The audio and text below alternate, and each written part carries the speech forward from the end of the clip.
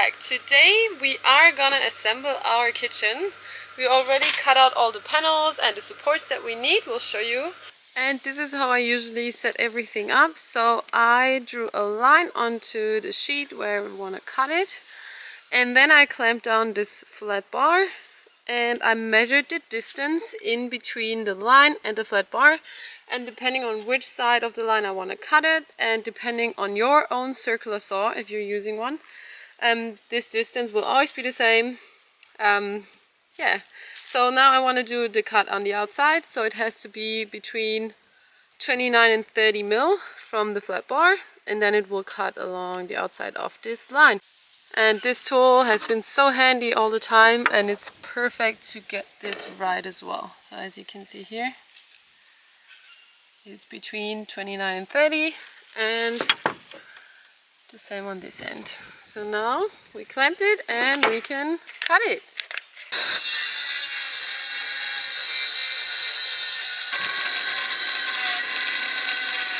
And once I have a board cut out, I sand it immediately, so I don't forget to sand any of them. So I'm using the orbital sander with 120 or 240 grit sandpaper, and then I'll just go over the edges and the surface to prepare it for some paint later on.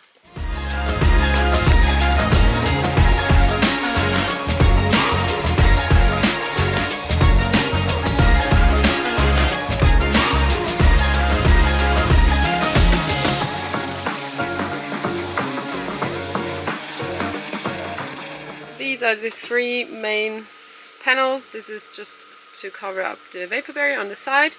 This is the right side, and that's a middle one. And since we have this elevated floor, this one will actually go all the way down, because our hot water unit will actually sit in here. And then we cut out strips out of 18 mil ply. Alright, we're making some pocket holes for the attachment to the side panel in here.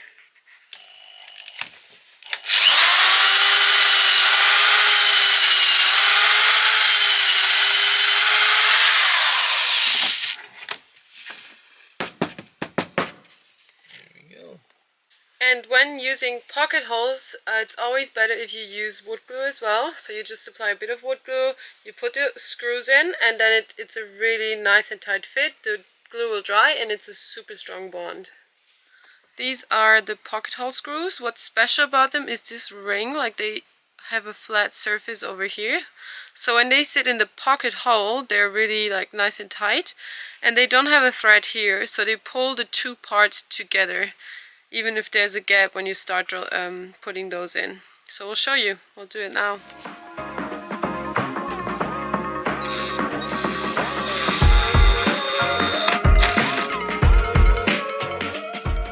The bit that comes with it is really long, which makes it a lot easier, because you really have to go on that angle to get them in. Alright, we are installing this middle panel that's going to sit pretty much right here and go all the way down to the floor. So we're just putting in some normal wood screws, screwing right through into the ply. Obviously we pre-drill everything, and these 90-degree clamps are actually really handy when you're building something like this. Alright, Yene, go for it.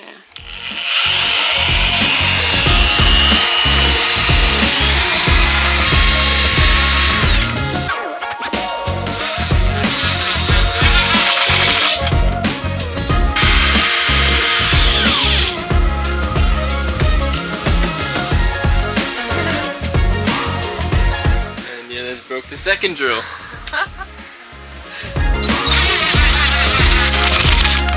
Alright, first time test fitting it.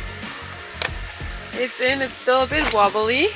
And now we are putting in another shelf kind of thing. So we'll have two drawers on top of that, and we'll have an oven over here.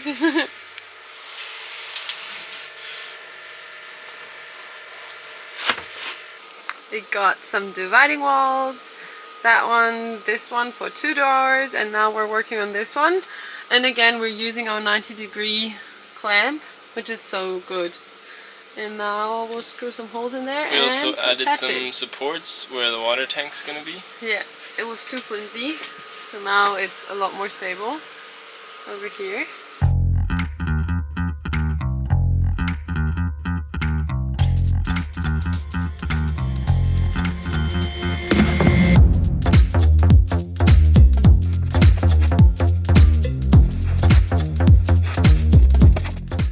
So we are painting the backside and that backside because it's going up against the vapor barrier, so it won't be able to see it.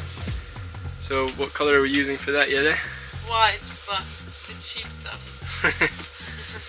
Just to seal it. Yep. And then we have the good stuff for the inside. I am done painting all the sides that will be hidden with that cheap paint. And now I have to wait for 2 hours until it's dry and I can recoat it.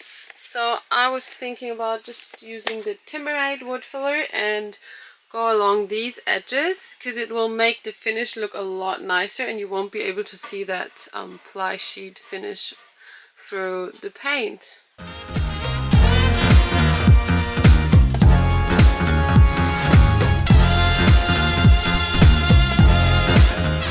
It's dry by now. This is light color.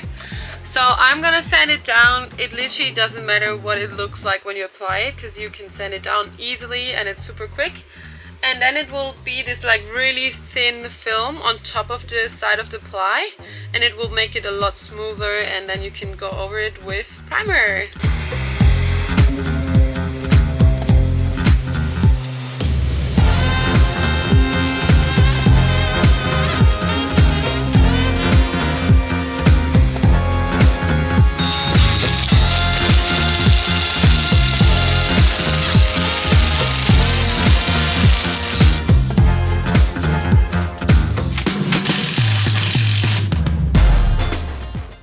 So the top was easy because we could see where the bends are, and now Patrick's attempting the bottom.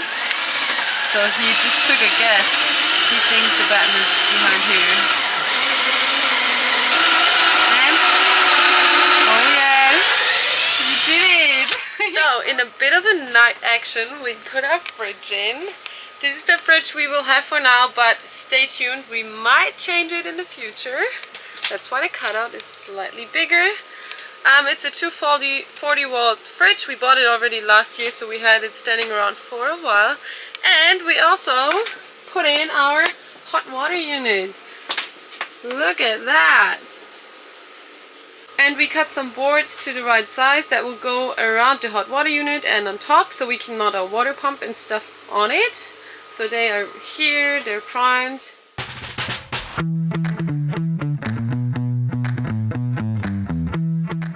Today's project is to figure out how to mount our electric oven. It's an oven with a microwave function. They're called compact ovens, so they're 40 by 60. And we already found 2 mounting holes in here. So it's one here and one on the other side. And now we're trying to figure out where we could mount them in the back as well. Maybe going through one of those ones.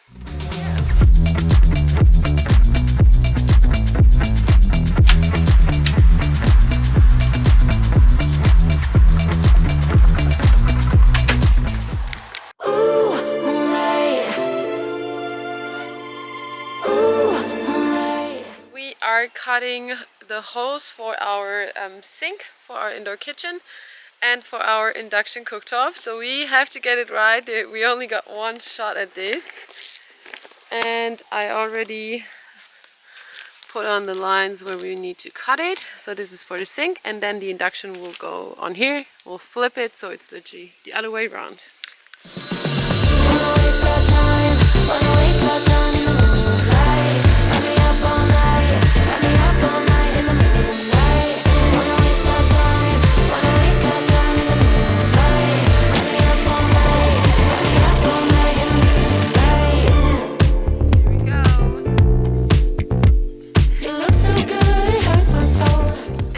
Also did the cutout for our induction cooktop next to the sink, and we are going for this 2-zone Flexizone Fisher & Paykel one that we really love.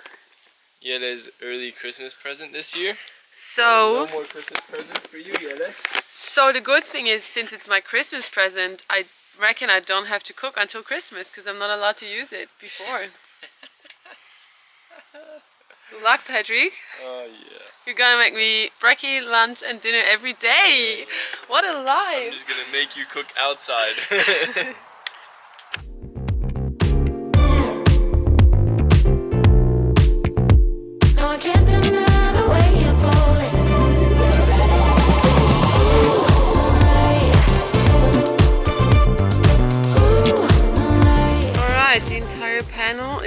sand it down. Actually, it came with a hard wax on it, this one, but since we are going for another product that we like more, I sanded it off. Now it's all gone. And now we're gonna test fit this sink and the induction cooktop one last time and see how they fit, and then we can start putting it back in and oil it.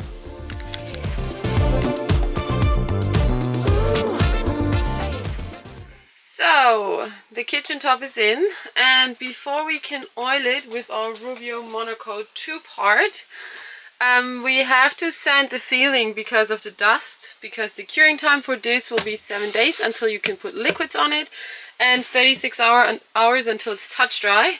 So we want to make sure we do the dusty works before, and then we can oil it and let it sit and dry for a couple of days.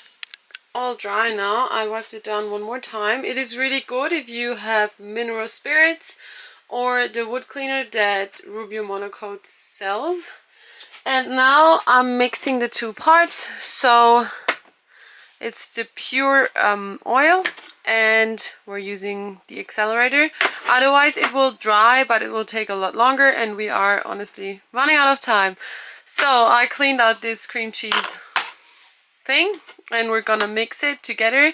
Usually they say, we got those instructions with it, usually they say 100 milliliters mixed with 30 milliliters of accelerator covers 5 square meters. We won't need as much, so I'm gonna take the spoon, because I don't have any measuring cups, mix it all together and then apply it.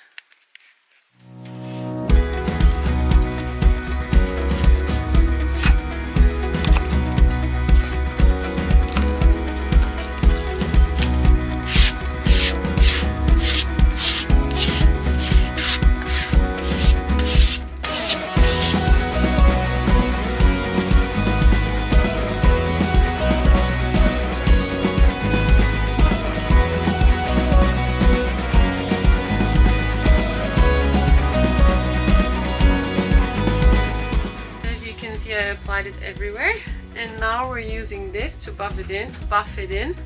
We'll go along everywhere again, and then we'll let it sit for like 8 to 10 minutes, and then we can wipe off the excess.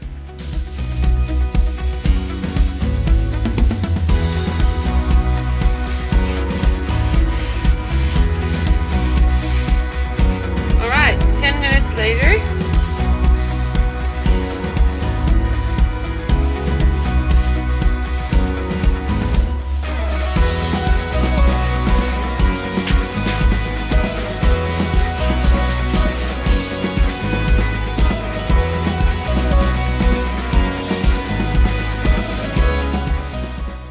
It's all done. Look at it. So now there's just a thinner layer because the wood takes it all, and it's all wiped down, and now it has to sit for 7 days to cure completely. After 36 hours it should be touch dry, and then you can start using it and put water on it and stuff.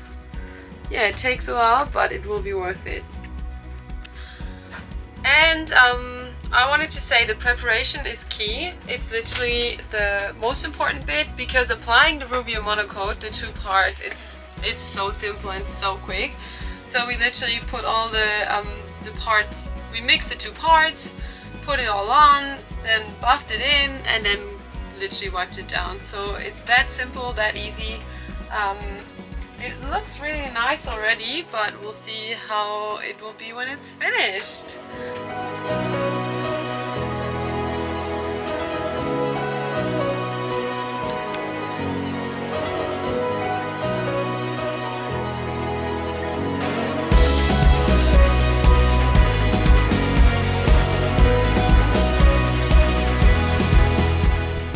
Time to glue in our sink. So because it didn't come with any clamps, we're actually going to glue and silicone around. So I'll put a little bit of glue, just Sika 221, because this pretty much sticks to anything. Pretty much put it like right along the beads here, where it's like on the edge of the countertop, And then on the outside part, I'll put a bead of silicone clear Sika kitchen and bathroom. This one right here, Sika Seal.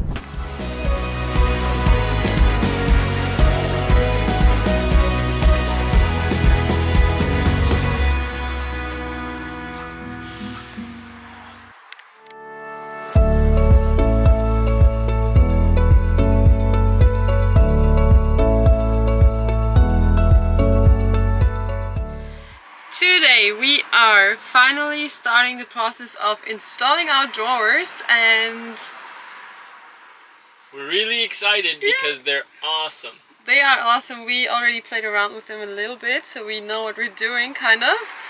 And which drawer size did we go for, Patrick?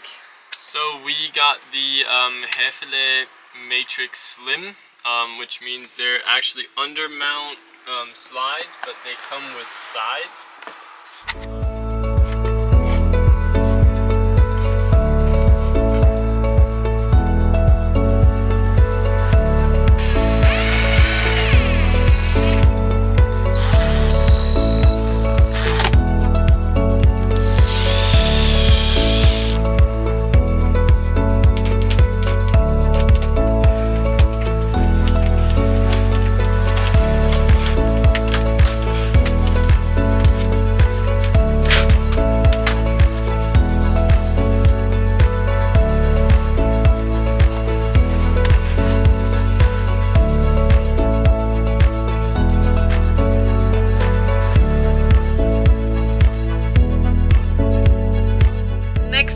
Puzzle. We just installed this panel and we'll have the gauges for our water tanks here, so we always know how full they are.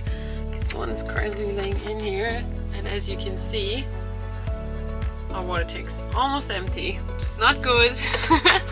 And now we are working on our 2 shaker doors that will go here. They will open like so. We are installing Häfele Silenta hinges, which are actually soft close door hinges. So when they close nice and slowly. Super cool system. So what we have to do for these actually is we have to drill 35mm Forster holes. So they actually go into the door. There's a bit of a trick with the spacing and everything. We'll go into that later. Yeah, so I'm gonna go drill some holes so we can put these hinges on the door, and then we'll put the door up to our frame and then install these.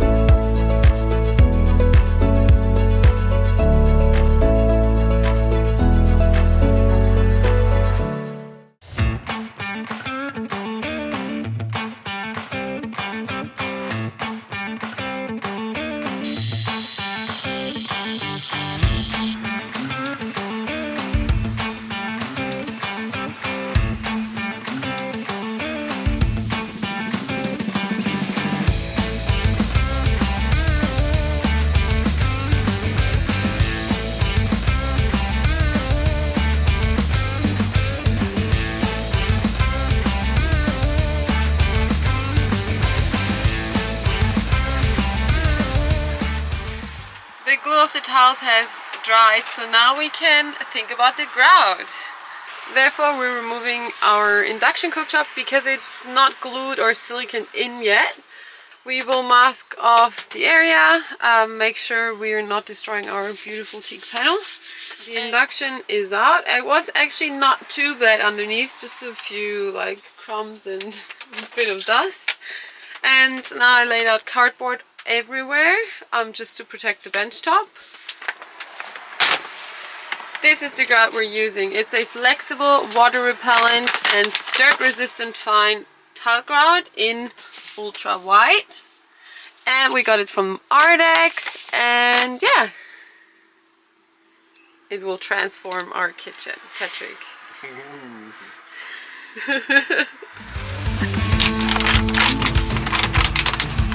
The good old kitchen scale. We're trying to get 1 kilogram in there. I hope it's enough. We'll see. Yeah. Almost, Patrick. Like me. We are using a clean bucket for that. It's a brand new bucket, and we made sure there's no dirt or dust in it because we don't want the grout to be contaminated or dirty. And now it's dusty now because it's a 5 kilogram of grout and 1.5 liter of water mixture. We are using 1 kilogram of grout and 300 milliliters of water.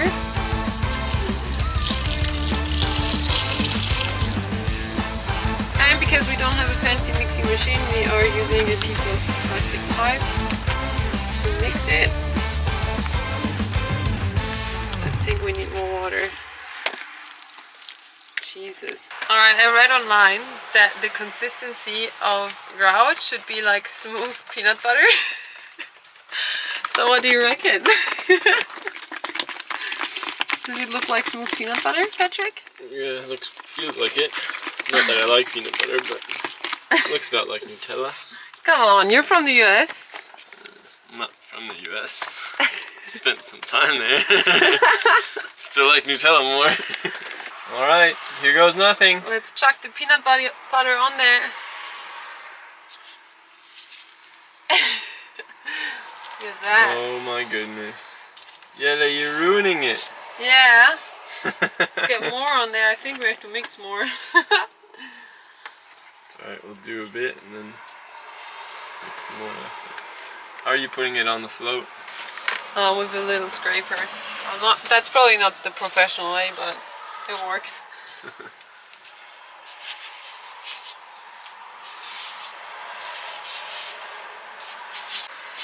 Alright, Yella, what are we doing here? You can clearly see that I'm an expert in this. Yep, looks like you've done this all your life.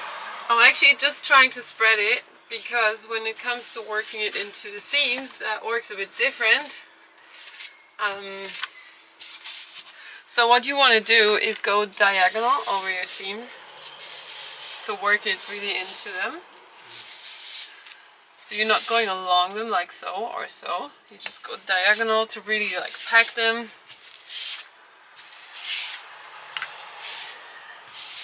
I might have a bit much, so we'll just try to fill the gaps with the axes. Especially that top here, Patrick. What happened there? What top? I don't see a gap there. Well, it's looking pretty good.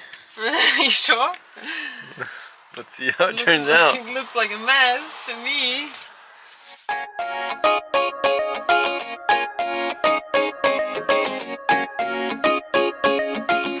It wasn't quite enough. We got all the way into this corner and this side, and we already have a tip for you.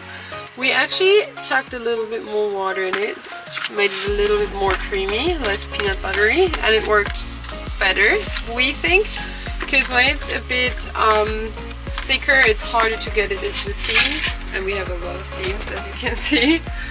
And afterwards, like, you always want to go diagonal to your seams, so you really work it in. At the start, when we chuck it on, we go up and down, right and left, doesn't matter. And then, yeah, you go diagonal, and then you let it sit for a couple of minutes, and then you take a wet sponge, or at least that's what we did. So there's literally no water coming out when you squeeze it, it's just wet. And you go diagonal again over your tiles to get rid of the excess grout, like so. Change direction, go diagonal this way.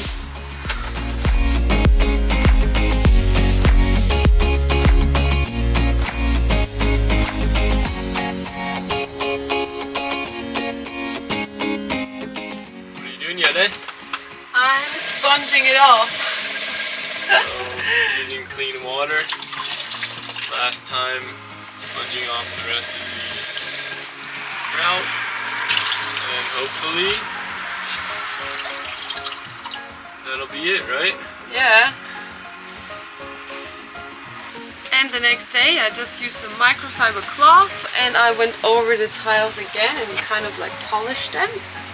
So now they're like a little bit more shiny and it's all done.